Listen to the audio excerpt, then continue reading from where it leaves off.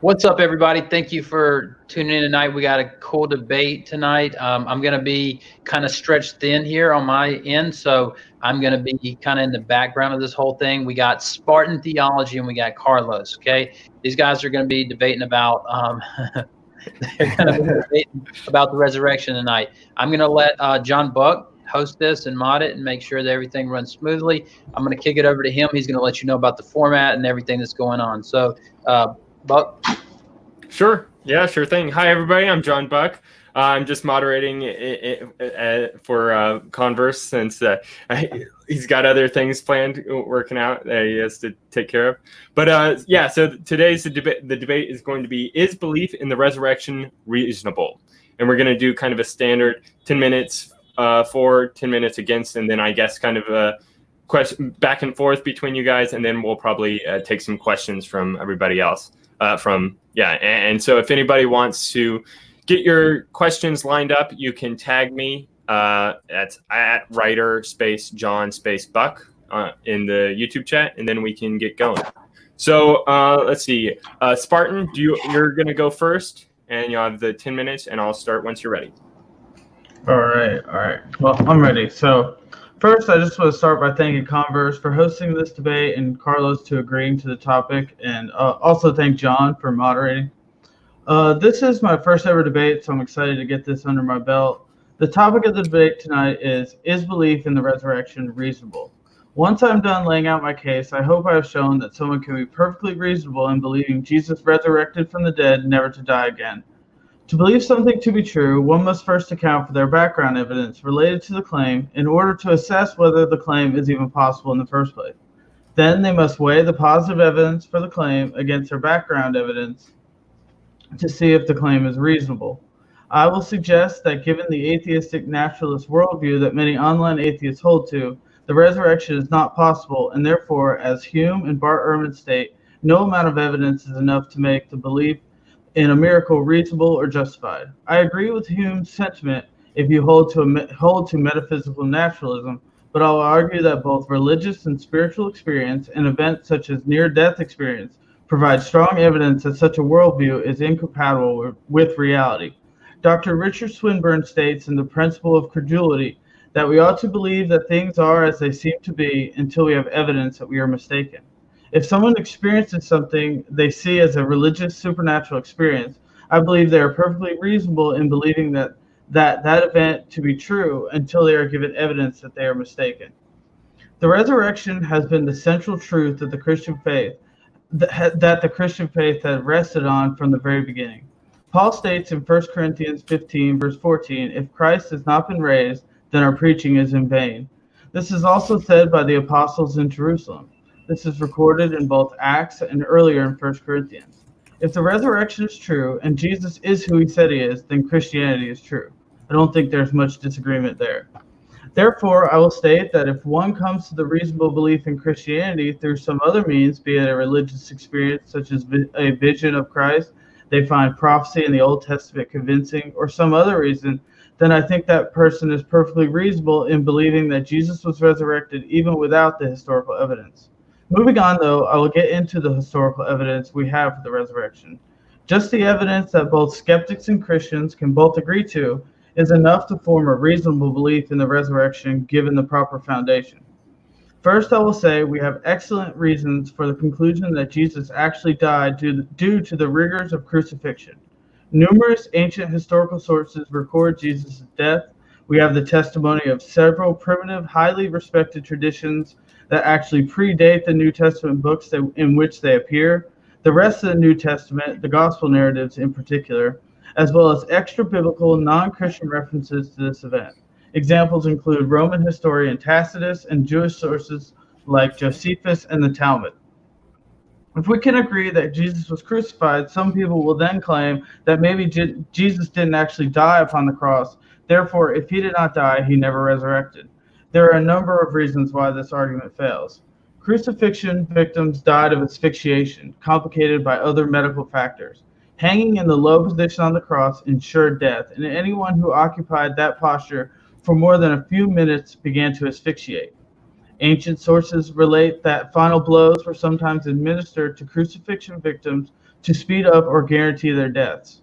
The description and nature of Jesus' spear wound reveals that the weapon punctured his heart, ensuring his death. To this point, I will quote from John Dominic Crossan, a prominent member of the Jesus Seminar, in his book, Jesus, a Revolutionary Biography, that he was crucified is as sure as anything historical can ever be. Next, I will present some evidence that Jesus was seen after his death. This is confirmed by a large array of data.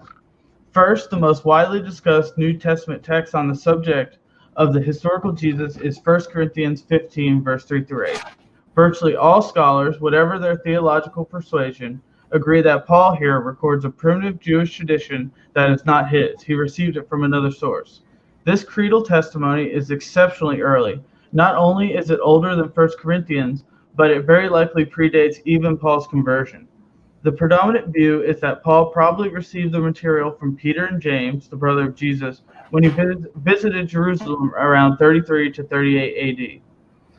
Of course, Paul had it before.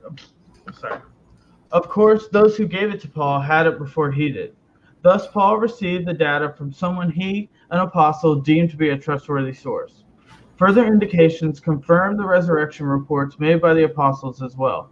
Paul testifies that the other apostles were preaching the same message that he was in regard to Jesus' appearances.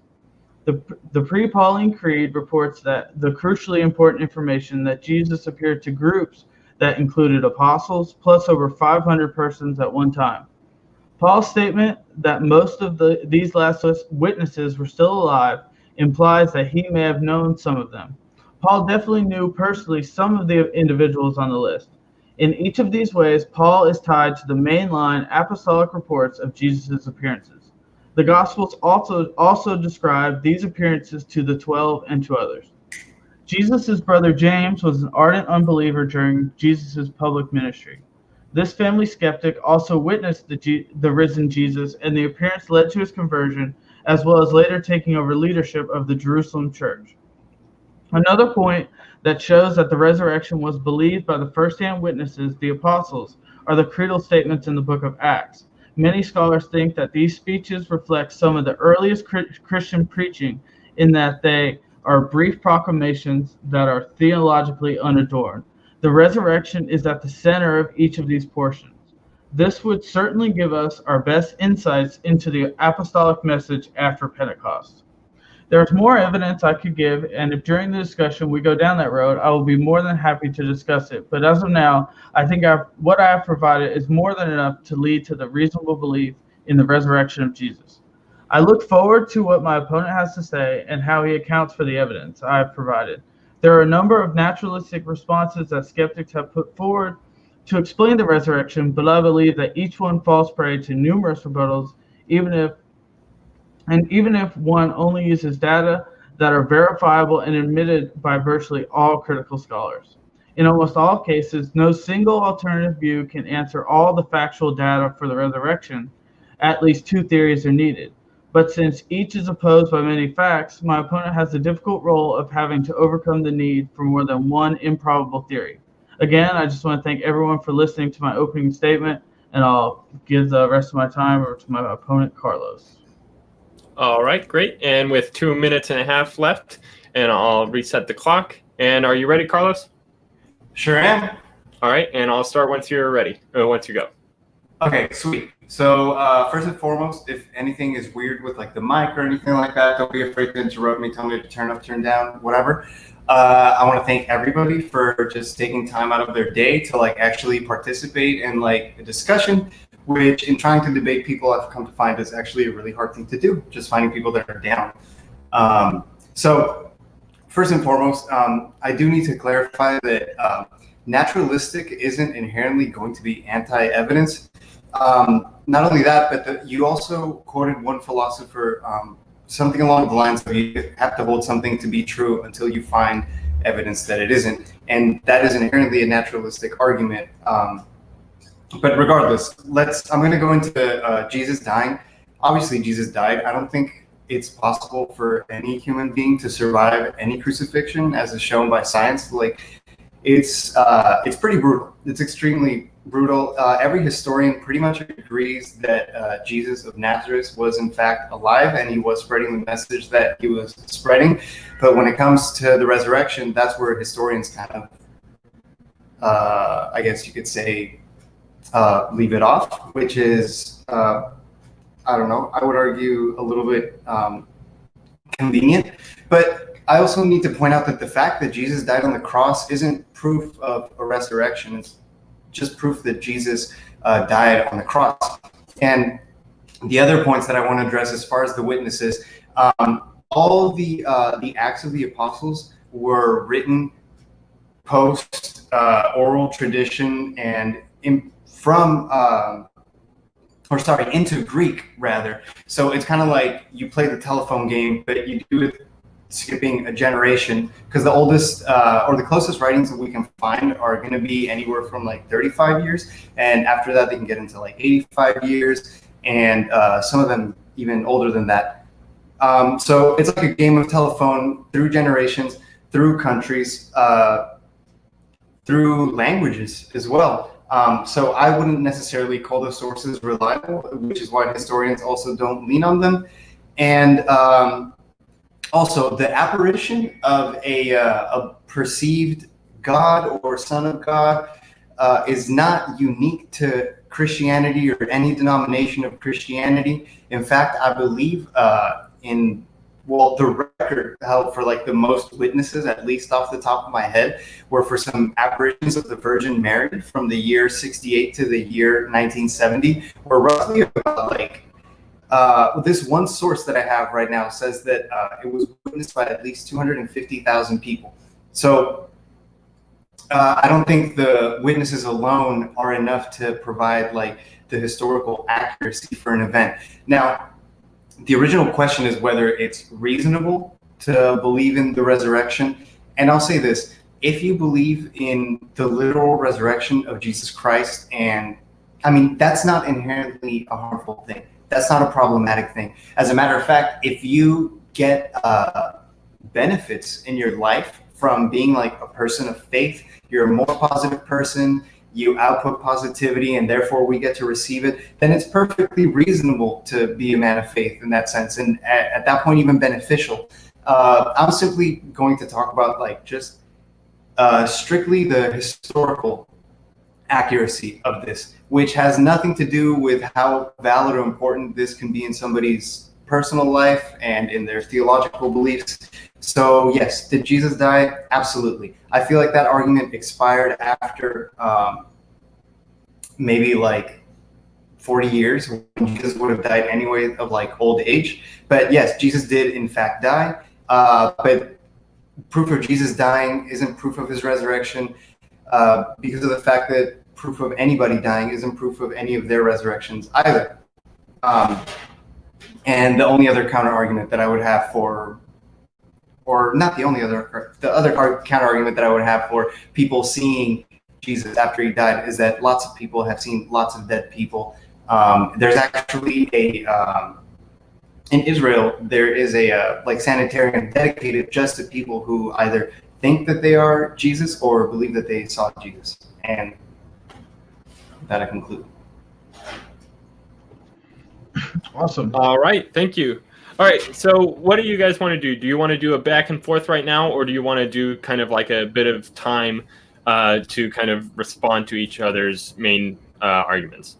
That'd be fine, just going to a back and forth, but yeah, same. It's easier than taking notes and stuff. Yeah, that's what I was about to say. I didn't take the greatest of notes, so sure. Yeah. We'll do that for 15 to 20 minutes, depends on like when you guys are ready, and then we'll take questions from the audience, I think. Okay. Sure. Okay. All right, and go right ahead, you guys. I'll let Spartan, you have the first question. Okay, so I guess you put forward that since people say they see dead people all the time, so I'm assuming that you're kind of saying that the visions, or when people claim to see Jesus, it was more of just a vision and not a bodily resurrection. But I would kind of counter that and say, when most people, like these people, that 250,000 people saw the Virgin Mary, did they claim, I don't know, I didn't look into that too much, but did they claim to actually see like the Virgin Mary alive and well there, or do they think it was a vision? Yes. So first, they believe they saw her presence in the form of a light, which is kind of ambiguous, but it was shaped like the Virgin Mary, and there is in fact some footage of that. But of course, this held some impact, especially on people who are like very devout, and then had visions that, might I add, are incredibly justified if you're very devout, of the Virgin Mary, and they thought that she was there in a physical sense where they could, touch her, see but her. They didn't. Yeah, but they probably didn't necessarily claim that she was resurrected. That's kind of what I'm getting at. He wasn't back alive and just like continued to live her life. I suppose not, but neither are these people, because every time that we get a story from them, it's about an apparition of Jesus, and then no further impact on that Jesus' life had on Jerusalem or wherever he may have traveled. These are also just anecdotes of visions. I mean, I would say that like the records we have in the New Testament do not really claim that it was a vision. Like, I go back to neither do these people. They wouldn't claim that it was a vision. Mm-hmm. Okay. Well, I mean, I think the idea of a vision, I mean, I didn't get into the empty tomb in my opening statement, and I think that's kind of where that comes into play, because if it was a vision, I feel like then we would have had evidence that the tomb wasn't empty, and I think there is some pretty good evidence for the empty tomb, and we should kind of go into that. I know one thing I was going to bring up, and I just didn't include it in my opening statement, was the evidence we have from Justin Martyr in 97 AD, where he talks about one of the biggest things that the Jews were putting forward to refute the resurrection was the idea that the disciples stole the body.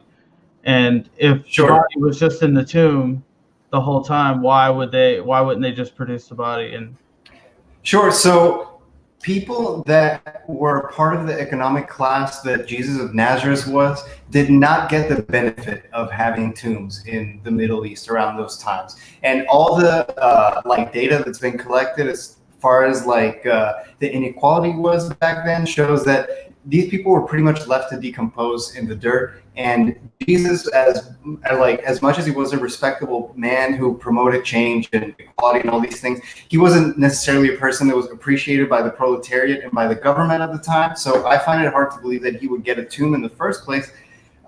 Second of all, I don't find a random empty tomb to be far too compelling either, especially when we don't have any information about it other than the fact that it was a tomb and that it was supposedly empty.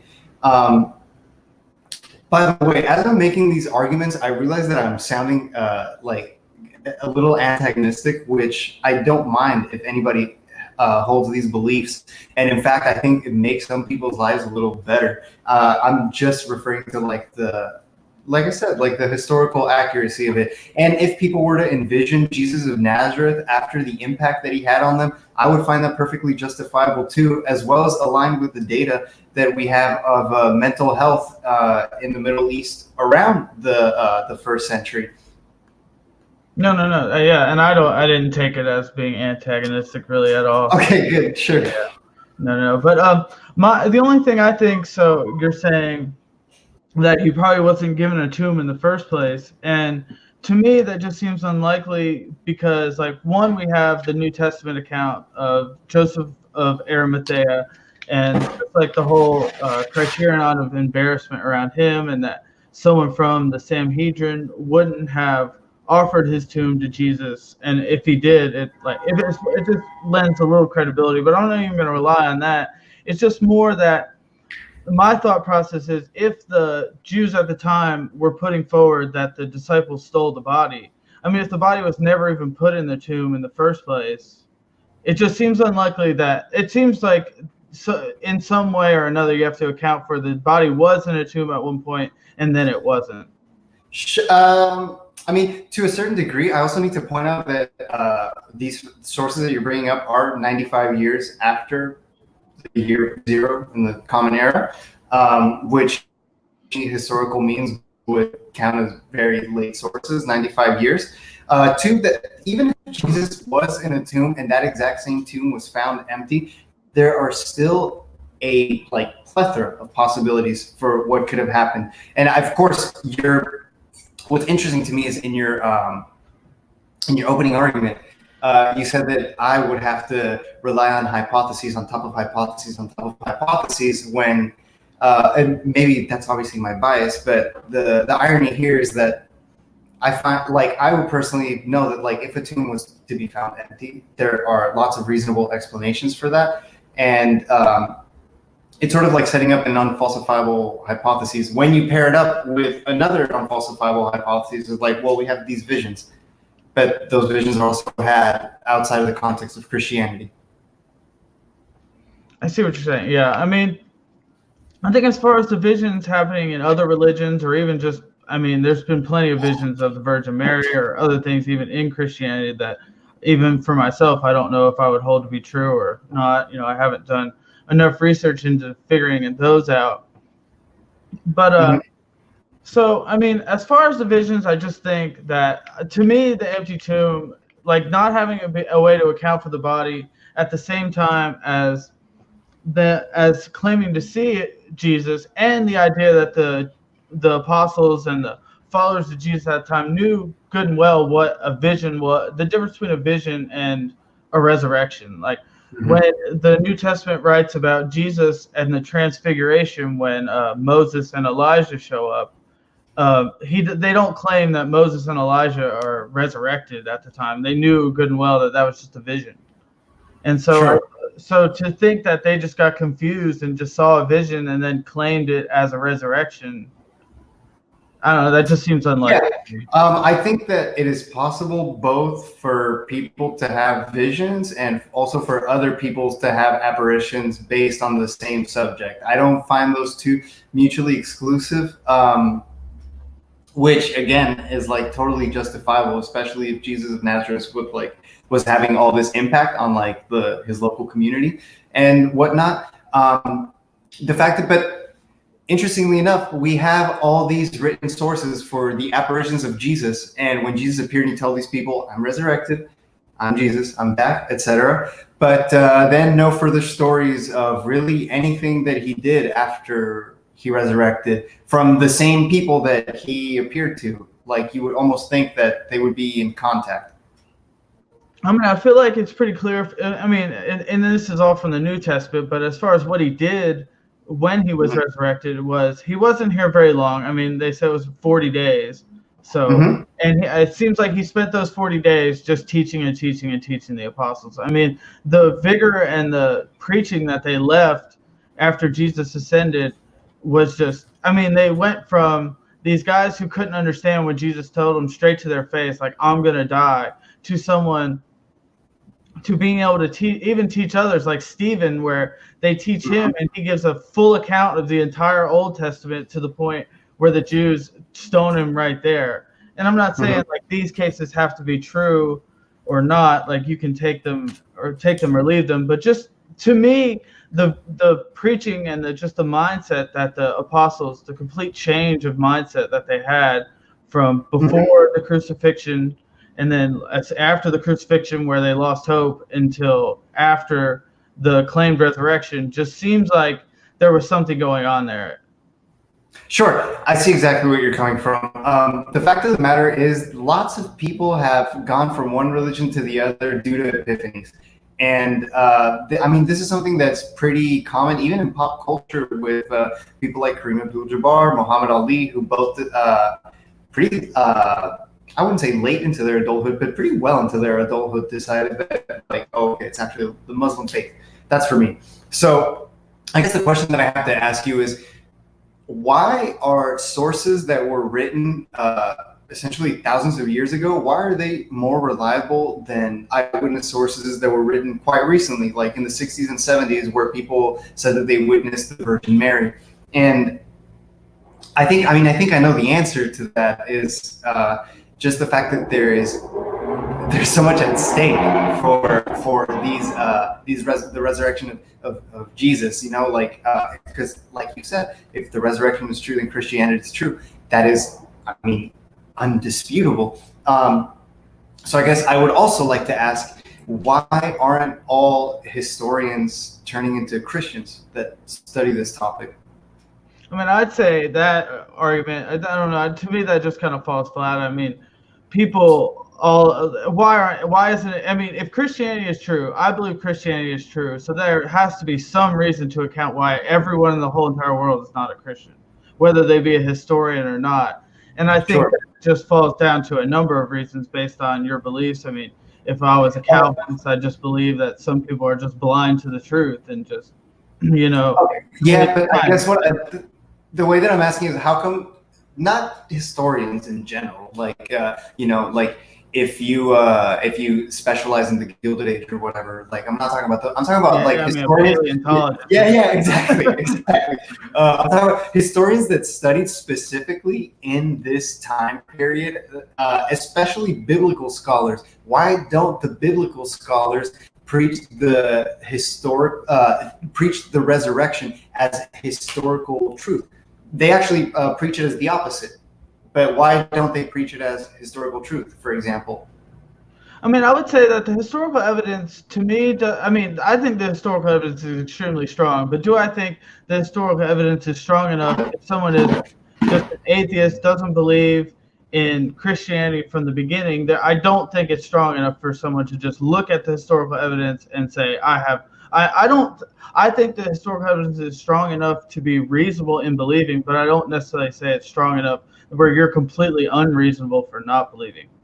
I think it could be a little bit of both. I think you need that foundation. That's kind of where I started out in my opening statement and talking about like your foundation. Because if your foundation is that Christianity, if you believe, like someone like Scholar Fiction argues how like the whole entire nature of God is so contradictory that there's no possible way that Christian God exists, then the evidence is not strong enough to overcome that kind of background. Mm-hmm. But go ahead. Yeah, I do need to point out, as an atheist, I do understand that pretty much every historian is in agreement that Jesus was in fact a real person with like real motives that are actually like, somewhat accurate in regards to the Bible. But the question still remains is like, why aren't these historians actually recognizing this as historical fact? And let me broaden the scope here a little bit. So would you describe this? I mean, well, you obviously would, but I guess what I'm trying to get to is your definition of like what a miracle is. I don't know what denomination. Yeah, I just would consider a miracle. The best definition I found was Dr. Tim McGrew, and he just basically says it's not a violation of natural laws, but just like something that happens that would not have happened, be it if God didn't step in or some supernatural agent didn't step in and make that thing happen. Okay. And that definition relies upon being able to prove that God intervened? Yes. Yeah. Okay. It's something in a resurrection. Fair enough. In a resurrection. Sure.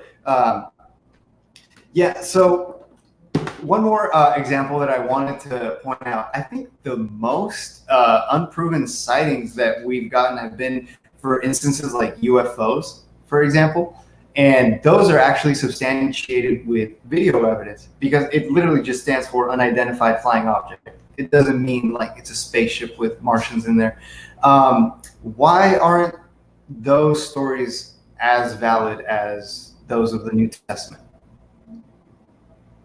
I do want to make one last point on your last thing about like, why, before we move on, and then go for it. Yeah, I just like had it in my head, and then it was hard to think about UFOs. It was a little bit of a switch, but you were basically saying why aren't pretty much all historians turning into Christians? And I would argue that, like I said in the beginning, and like we pretty much agreed to, that if the resurrection is true, Christianity is true. Mm-hmm. So therefore, I could easily argue that these historians, they're just like blinding themselves to the fact, like they know that if they come to the conclusion that Christianity is true, their life is going to change. They're going to be a Christian. To me, so I think that's I mean, that seems two pretty things. good evidence why other people aren't Christians, so I don't know why it wouldn't apply to it. Okay, well, one, I agree with you that it's real evidence as to why other people aren't Christians, because cognitive dissonance is very much a thing. It's a real thing that affects a lot of people. Two, these are people that are dedicating their lives to investigating the proper timeline of what actually went down, and to make the argument that they're too hard-headed to simply be like, oh, this happened, and therefore jeopardize their entire field and like be cool as an organized group to just lie to the public, don't find that very probable. Three, there are historians that specialize in this time period that are in fact Christians and can also say, you know what, maybe the resurrection wasn't historically accurate. That's not going to affect my beliefs. I still think that he was the Son of God, but you know what, maybe not everything in the Bible is meant to be taken literally.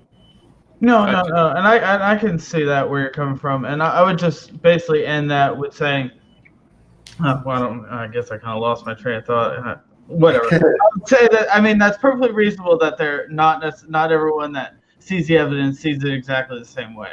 Mm-hmm. And before we go on to some of the other questions from people in the chat, and I've also been keeping some questions for both of you myself. Do you want to go ahead and answer Carlos's question about like why do we not hold up sightings of, say, like UFOs as being reliable, given that we have many accounts of people saying that they have seen them? Yeah, I would just say that it's like, to me, it's just based on the background evidence. Like, do we have any reason to believe that a UFO is true? And I mean, I guess some people would say we do, some people would say we don't. But I think it's pretty, to me, it just seems like first off, it doesn't really change much. I mean, if a UFO flew by, whether I believe in it or I don't believe in it, my life's exactly the same. I mean, clearly it's not affecting me, or it is, and I don't even know. It really just doesn't matter to me. So basically, it's just a fact of how much of an effect it has on my life.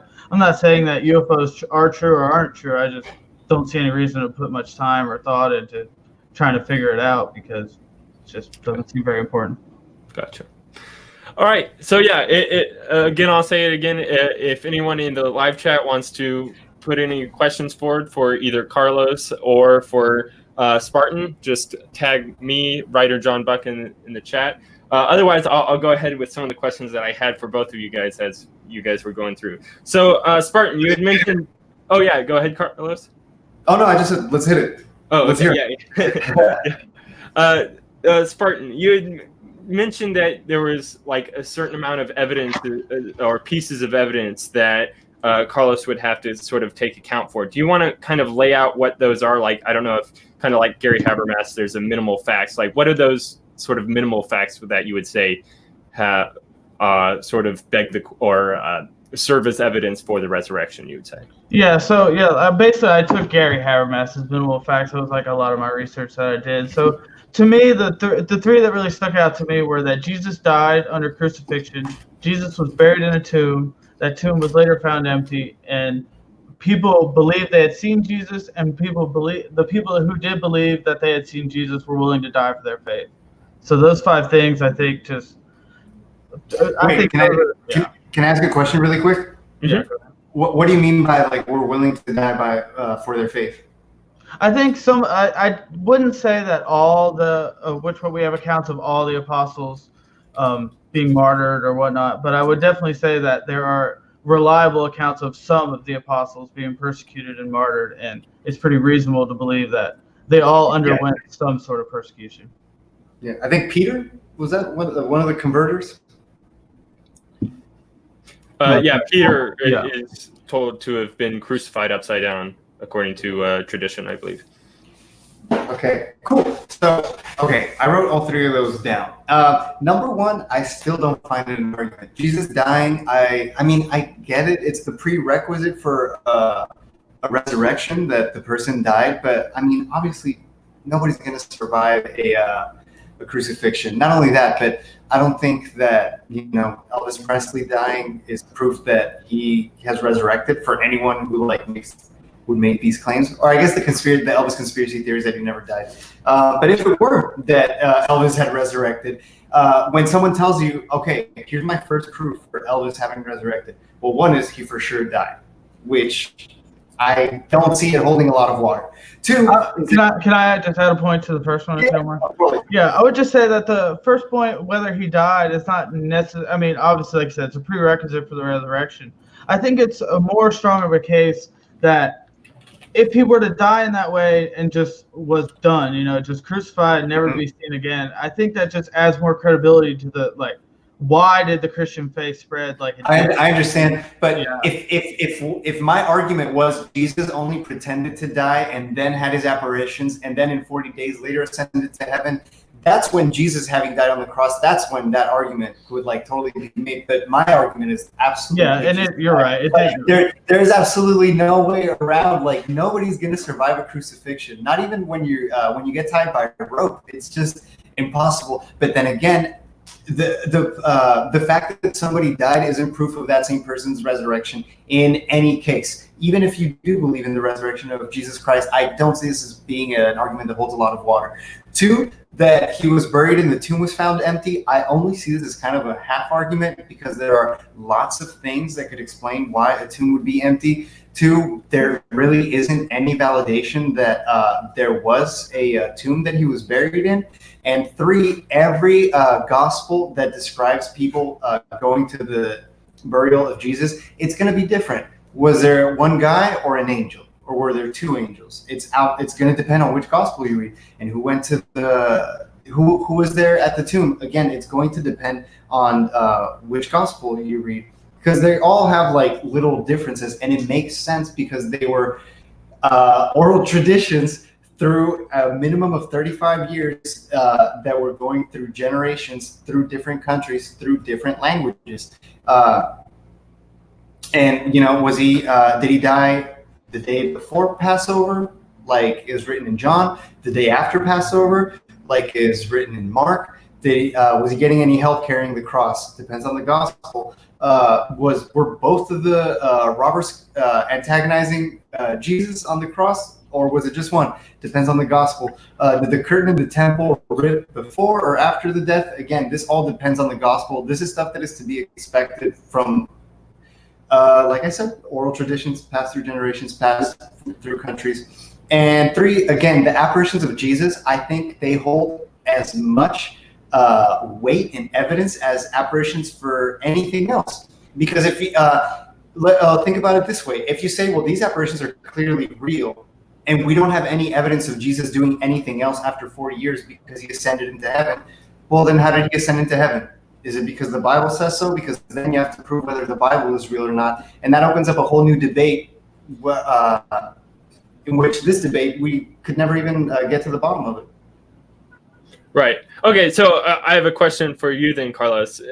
Sweet. Is it that each of these minimal facts are not necessarily valid just because there's so many different ways in which to kind of explain the account without actually going with the facts?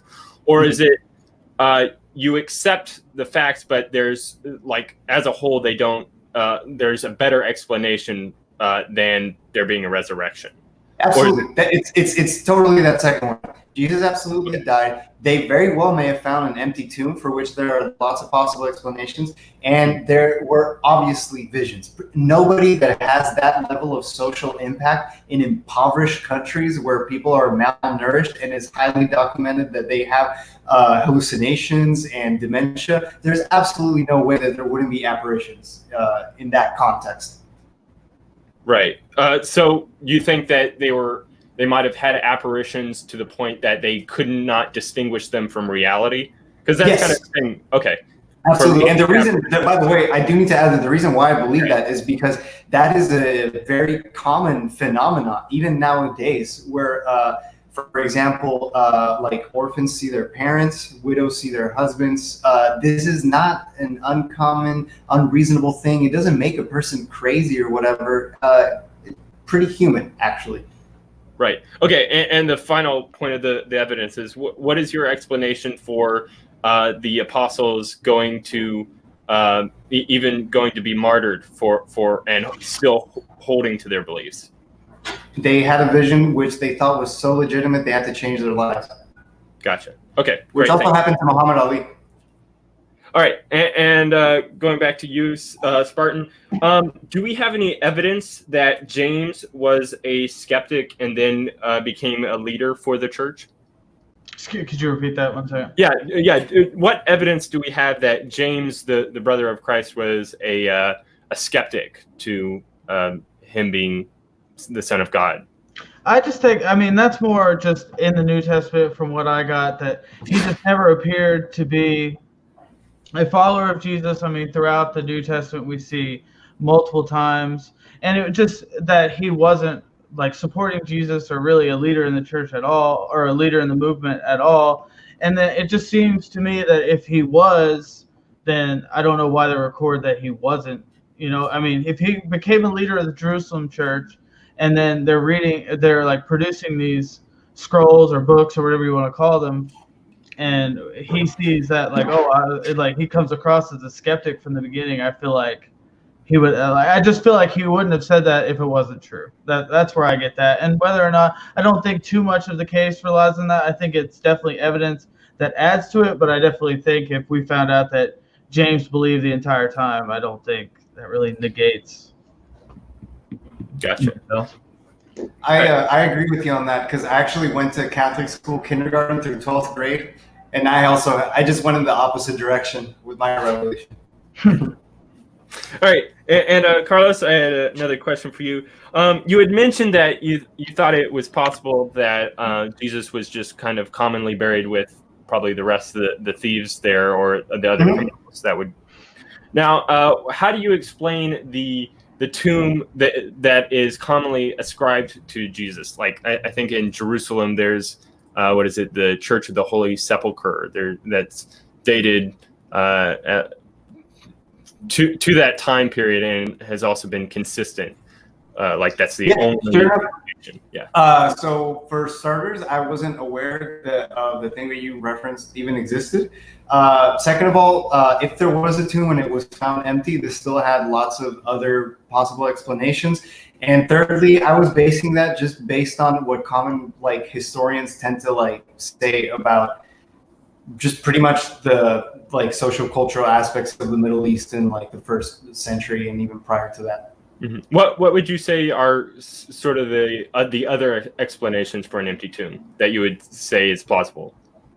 Yeah, so for a person of that high level of notoriety and regional impact, I wouldn't necessarily find it that surprising that some weirdo, for example, would dig up his body, or that some of his followers would have wanted to preserve his body. There's really 1,000,000,001 explanations. Resurrection is undoubtedly one of them, but that's just one of the millions. Gotcha. Okay. And let's see. I have a question from Nathaniel Robinson. I'll get to your question as well. Give me 1 second.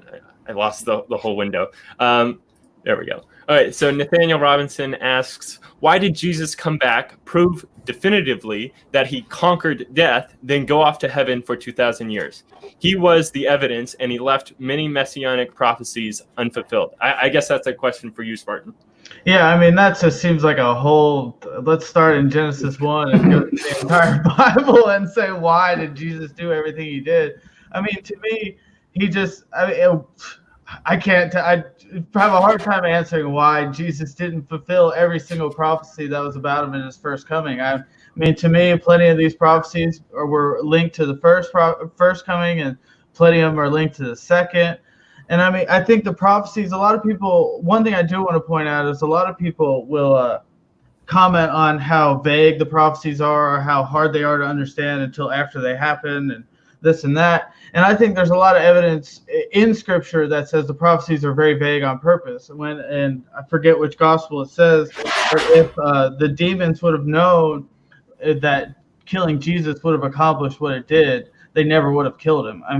It was it was vague on purpose. And I'll say that I think it's not meant for us to understand all the prophecies when exactly they're going to happen, because that just would lead to chaos, if you ask me. So. Gotcha. Did you want to respond to that, Carlos? Yeah. I just want to say, I think that's just a fairly convenient counter argument. that also goes outside of like the bounds of this debate. So I kind of don't know if I like want to take it there. It's no longer going to be about whether it's reasonable. Yeah, and the resurrection. But the fact that, I mean, that is a good question. Why did the only source of evidence decide to rid himself from the world as well as any potential sign that he is real or was here? I don't know. Food for thought. Gotcha. I mean, I think there's plenty of signs that say he's real and that he never left. I mean, he left, he's in heaven now, but I think there's plenty of signs out there that would say we still have plenty of evidence to believe that he was here at one point and he's coming again. But like I said, that's a whole nother debate. I agree with you. There's plenty of evidence that he was here. All right. And a question from Nicholas Cato Strode for Carlos. Now, you ask why historians don't convert when studying this evidence. I think some probably have. Does that show that the resurrection is reasonable? If it's like a substantial amount of like actual group of historians are like, oh my God, we've had it all wrong, then absolutely. If it's one, two, like a handful of historians, no, of course not. But if these historians found out that this to be true and like actually start some sort of like, I don't know, initiative to like educate people further on the topic, then absolutely. Gotcha. That just hasn't happened yet.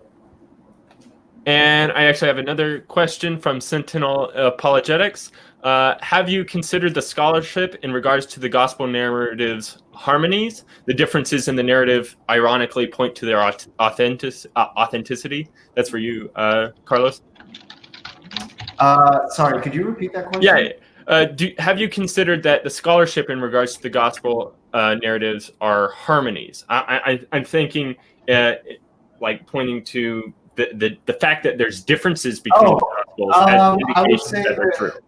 Yeah, I would say I've never heard somebody say that inconsistencies prove something to be true in any other context. So I don't think I would really apply it to a theological context. Well, I think probably the case is. Yeah, I would just say that if the stories were exactly the same, I could guarantee you that skeptics would say they clearly copied each other, so why are we believing these in the first place? Like, they're just four verses of the same story. I mean, fair enough, but that doesn't diminish the fact that the stories do have inconsistencies. I mean, I think they have, like, inconsistencies, like they're not told exactly the same, but I think when you get down into the scholarship, it proves that there's no contradictions. There might be inconsistencies, like how they're told, different perspectives, different point of view, but I don't think there's any contradictions. Man, I don't know enough like off the top of my head to simply be like yes or no. Like I can totally let that one like slide, but I don't know. Like I totally do know one. Depending on which gospel you read, there were either two angels or a more outside of the empty tomb. I would consider that not an inconsistency, but just so far from like what being an angel is that I mean, I guess like what's the opposite of an angel? You know, it's kind of abstract, but I would consider that inconsistent enough. Second of all, I mean, can I just beg a point? Like, do you not think it's possible that like whoever was telling the story, which I'm not, like I said, I can't go off the top of my head for each gospel, but if one of the women only saw one angel.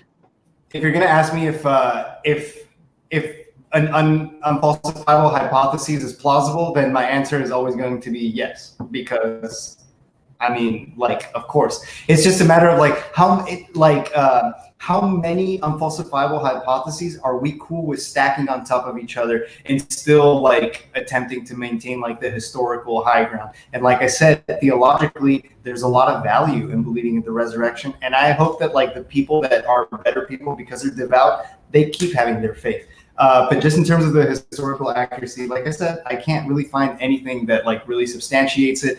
And also, if in the court of law, like the reason why cops interrogate people privately is to see if the stories match up. This is a very good standard that we have for which we get to avoid plenty of criminals in our day-to-days because people are thorough with their investigations and whatnot. I don't want to hold the origins of the universe to any different of a standard. Yeah, I would just say that like it makes sense because but as far as like taking it back to like a court of law sense, if you had two eyewitnesses and said they like walked into a building and saw a guy with no mask on with a gun shoot somebody, and the one guy said that there was like a red car in front of the building before they walked in, the other guy said there was two red cars, is that really going to negate their story? What if the same thing is inside? I think the main point of the story is the same, and whether or not these details, they're not the main. I understand, but that's not a direct analogy, because what you would have in the court was, instead of an eyewitness, you would have a person, a transcriptionist, a Greek transcriptionist, who says, oh, this story was told to me in Arabic, and that was told to him by his father, who was told to him by his father, and I showed up to the court for which the trial is being set at 95 years after the crime happened. That's a more like clean and direct analogy. Yeah, the only thing I'm challenging is whether or not they're actually contradictions or whether they're just different point of view. No, I agree, but it's just like the fact that I don't know, like if for example, the movie Avatar and the movie Pocahontas have the exact same story. It's about a guy who goes in, finds this tribe of people. He's supposed to evacuate them so that they could sort of, I don't even know, like frack the land or something. He ends up falling in love and like they can't go back. These are the exact same story, but these aren't the same movie because the details are different.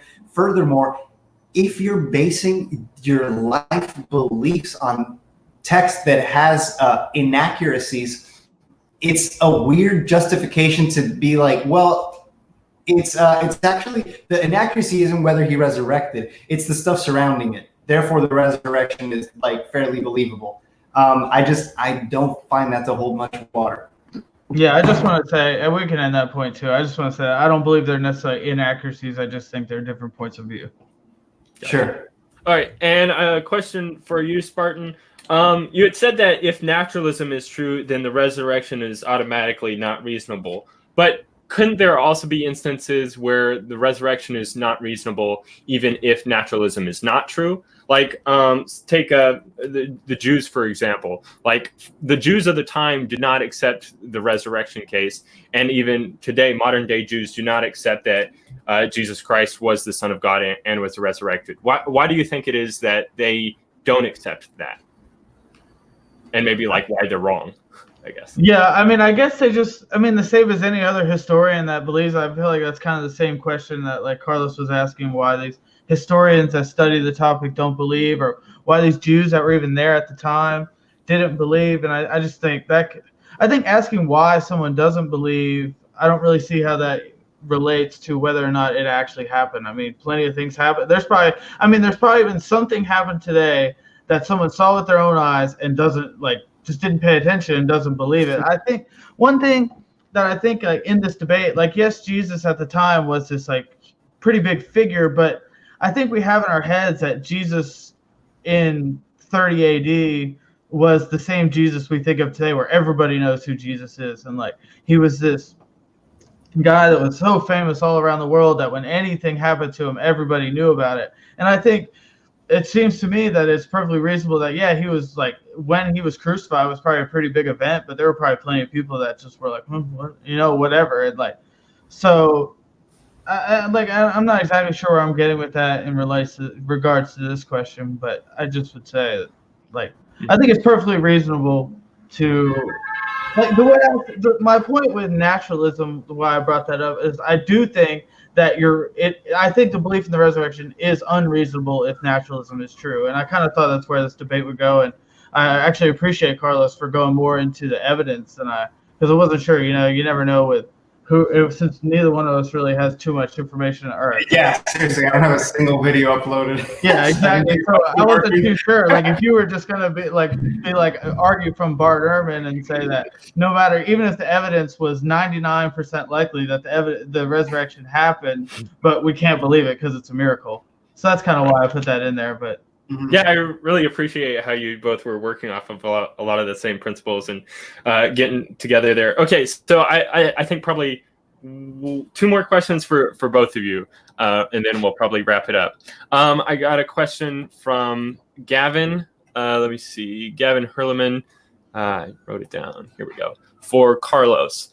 Modern contextual criticism puts the creed of 1 Corinthians 15, 3-7 at AD 30 to 35. Do you agree with him? Sure enough. I would also like to point out that there are texts written in every religion by their followers for people claiming stories to be true, whether it's Scientology, whether it's Christianity, or Islam. Right. I think the point that he was making was because you had said that for historical things that are written 90 years after the fact, we don't hold them as being reliable. But given the fact that this is like 10 or less years after the fact, does it have more reliability then? I mean, I think something written 35 years after the fact would be more reliable than 90 years after the fact. Know that I would call it was 35 years after the birth of Christ. So very, very soon after the fact of his crucifixion, assumingly. Yeah, sure enough. So the fact that there is somewhere in writing that said that this happened isn't enough for any historian to hold this as accurate history. Historians have never done that with anything. Taken one source that was really close to the time and been like, all right, let's call it. Gotcha. Okay, and a question again for you, Spartan. You said that, let's see, the fifth point of evidence was that the apostles died for their faith or for what they believed in. Do you think that, given the fact that there are other people that die for their faith, such as like Buddhist monks who, is it monks or the Buddhist monks that protested and set themselves on fire? Yes. Cross-legged? Yeah. Do you hold their beliefs to be true simply because they were willing to die for their faith as well? I don't think it necessarily lends that point is less to lend evidence that the claim itself is actually true, and it just lends evidence that they really believed what they said was true. And I think that the monks burning themselves alive is amazing evidence that they believe what they're doing is right thing to do and is true. So if there was enough like I said, I think it's all cumulative case. So if there was enough other evidence that pointed us to that, the fact that they burned themselves alive would be more evidence to add on top of the stack and see where it gets us. So is it something like the apostles would have most authority in regards to knowing whether this was true or not? And given the fact that they didn't recant their stories, this lends evidence towards what they believe to be true. I'm just basically saying that they said and they believed that they saw a bodily resurrection of Jesus, and for them to not just say, well, okay, maybe it was a vision, and they never said that. So I think the fact that they were willing to go to the grave, or at least they were definitely persecuted. To say they were all martyred, like I said, we don't have enough evidence to say that, but they were definitely persecuted. So to even subject yourself to persecution, I think adds a lot to you. Did believe what you were saying, and what they were saying is that they saw a resurrection, not a vision. Right. And it seemed like, Carlos, you sort of accepted that. Yeah, absolutely. We've seen horrible things like suicide bombings where these people are absolutely certain of the outcome. And like Spartan said, it proves that they believed what they believed. Right. Okay. Yeah, I guess just to end that point, I mean, the more to be honest, with if the historical evidence can only get us to the point that the apostles truly believed that they had saw a bodily resurrection, and actually in reality what they had seen was a vision, and there wasn't I think then maybe that's where the evidence gets us, and maybe I would almost be willing to say that that's as far as the evidence can take us. I think that we have reached a pretty decent little consensus to this thing. All right.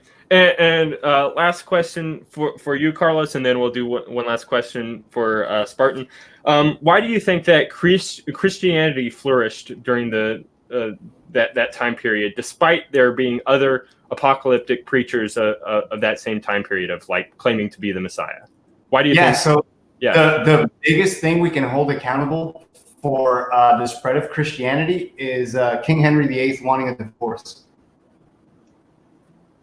That is so before that, it was very much apostasy, damn near, to get a divorce. Henry VIII loved his women. He decided that he would make, I can't remember if it was Christian, which denomination specifically he made. For the Church of England, so Anglicanism, I think, right? Yes, I believe so. But that is undoubtedly like the biggest like socio-political spread of that denomination that we've seen. No. Okay, I'm meaning more of that same time period. So assuming that. Oh my God, my apologies. Sorry. Yeah. So if there were other like messianic preachers that were claiming to be the Messiah of that time period with like similar followings and cults behind them, why is it that of all of those, only one of those has still like lasted to today, or even like lasted longer than the crucifix or the murder or crucifixion of the teachers? Okay, gotcha. I totally understand why you were so confused. Okay. Like a few seconds ago. Yeah. So for starters, I would say that right now there are thousands and thousands of cults in the United States. If you want to. This might be a little spicy, but if you want to call Scientology a cult, why has that one been growing more so than the other cults?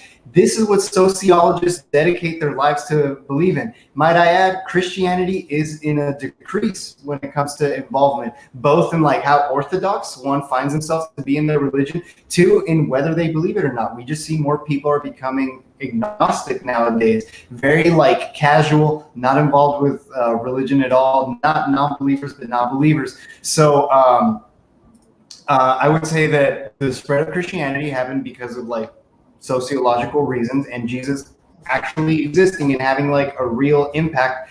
And the reason, and we're seeing a decrease now, as would be expected by lots of sociologists, for the same reason that we also see an increase in like new religions and new cults nowadays. It's a phenomenon. People love to identify, people search for meaning, and being part of a healthy community, being part of a group, it provides so many resources for these people that need identity, whether it be for better or for worse. People that are sports fans know what I'm talking about when I say community. Like, you just see someone with a jersey, like, oh, dude, did you see that shit last night?